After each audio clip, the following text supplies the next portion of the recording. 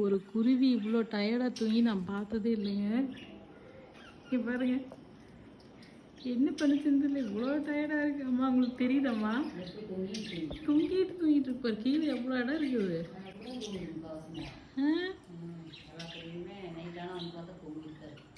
பாருங்க என்ன வெட்டி முடிச்சிங்கன்னு தெரியலையே. பகலெல்லாம் மீதி ஆட்கள்லாம் கீழே உட்காந்துருக்குறாங்க.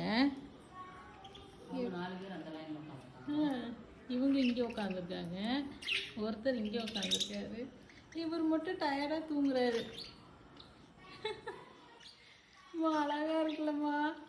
மூக்கில் பிடிச்சிருக்குதுமா கம்பிய, கீழே விழுந்துருண்டு மூக்கில் கவ்விட்டாங்க. அதாவது வாயில கவ்விட்டு காலில் பிடிச்சிட்டு இதை சாஞ்சு தூங்குது. நம்ம எவ்வளோ பேசுகிறோம் எந்திரிக்கவே இல்லை பாருங்களேன். நான் இங்கே ஒன்று பானைக்குள்ளேருந்து வருது. பானை தான் இத்தனை வச்சிருக்குமே, உள்ளுக்குள்ளே போய் தூங்க வேண்டியதானே.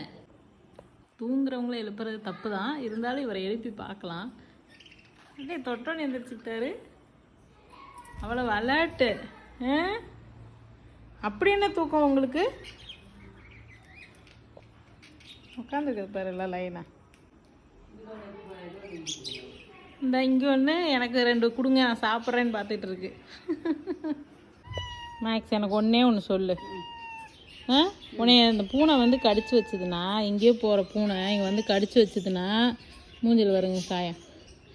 கடிச்சு வச்சுதுன்னா ஒன்று திருப்பி அட்டாக் பண்ண தெரியணும், இல்லையா வீட்டுக்குள்ளே வரணும். 2 இல்லாமல் ஏன் வெளியில் ஓடி கடி வாங்குற? எங்கே வேற எங்கே காயமாக இருக்குது? எங்கே ஆயிருக்கு? காமிச்சா தானே தெரியும். வர் மூக்கலாயது தெரியுது.